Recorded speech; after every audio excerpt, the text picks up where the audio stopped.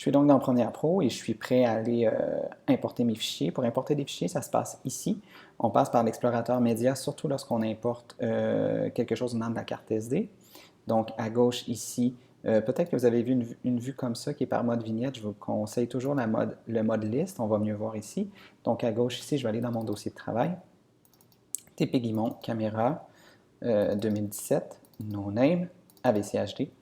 Et assurez-vous ici que l'œil bleu visionneuse de répertoire AVCHD est marqué ici. Et ici, on peut voir donc que j'ai mes 5 fichiers qui sont liés à leur metadata qui est dans la carte SD ailleurs. Et donc, je les ai portés à partir de l'explorateur média. Il ne faut absolument pas importer à partir d'une autre manière ou de tout simplement copier les fichiers en tant que tels. C'est par l'explorateur média qu'il faut faire ça. Moi, je vous conseille toujours de sélectionner tous les fichiers, que ce soit en les encerclant ou en faisant commande A sur un Mac. Je vais juste donner les raccourcis clavier Mac, soit dit en passant. Voilà. Clic droit, importer. Et ça les importe dans le logiciel. Maintenant, il y avait autre chose que juste les caméras. On avait également d'autres médias. Mais ce que je vais faire, c'est que je vais tout simplement importer les fichiers complets ici des médias. Puisqu'il n'y a aucun fichier qui est AVCHD à l'intérieur de ça, je sais que ce n'est que des MOV, que ma musique c'est un AIFF, mes photos sont en JPEG dans un bon format, si je me rappelle bien. Donc je vais tout simplement faire un clic droit importer et en plus des fichiers, je vais avoir gardé l'arborescence que j'avais créée. Donc mes vidéos vont se retrouver dans le dossier vidéo, etc., etc. Une fois que j'ai tout importé, je peux retourner ici dans mon TP, mon projet en fait, et je vais voir tout ce qui est importé dans mon projet. Encore une fois, je le rappelle, ce n'est pas parce que c'est importé dans le projet que ça fait partie intégrante du fichier .projet qui se trouve dans votre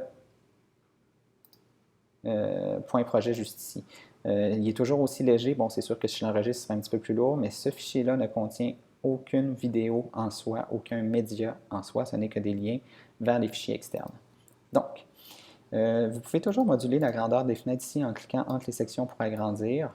J'ai aussi un raccourci que je crois que vous avez aussi, qui est le U accent grave, qui peut agrandir cette fenêtre-là juste ici. Et comme vous voyez ici, ça c'est les fichiers de ma caméra. Eux ne sont pas dans une bonne arborescence. Je vais donc me créer un dossier. Pour me créer un dossier qui s'appelle un chutier, je peux cliquer juste ici. Ou je pourrais aller dans Fichier, Nouveau, Chutier, juste ici. Ou le raccourci clavier, pomme B, commande B. Et je vais l'appeler 1, caméra. Encore une fois, c'est une technique de travail. Vous pourriez nommer le dossier comme vous voulez. Je vais encercler tous les fichiers que je vais déplacer et je vais les mettre à l'intérieur. Donc voilà, c'est fait. Je vais réordonner. Et si je vais voir, vous allez voir dans la vidéo que dans la vidéo, j'ai mon visuel d'avion qui est juste ici. Ensuite, on va aller à New York et à San Francisco. On a gardé l'arborescence puisque j'avais importé en conservant l'arborescence. Dans mes musiques, j'ai une musique ici. Et dans mes photos, j'ai 3 photos. Notez la différence entre les icônes. Ça ici, ça me dit que j'ai de l'audio-vidéo. Ici, ça me dit que ce n'est que de l'audio. Et ici, ce sont des images statiques, donc des photos. Pour assembler tout ça, on assemble ça dans une séquence. Donc, je vais créer un nouveau dossier que je vais appeler le dossier ou le chutier 0 séquence. Et je vais me créer une nouvelle séquence. Une séquence, c'est quoi? C'est un ensemble de plans et d'images qui font un film. Donc, en gros, vous pourriez dire que c'est votre film.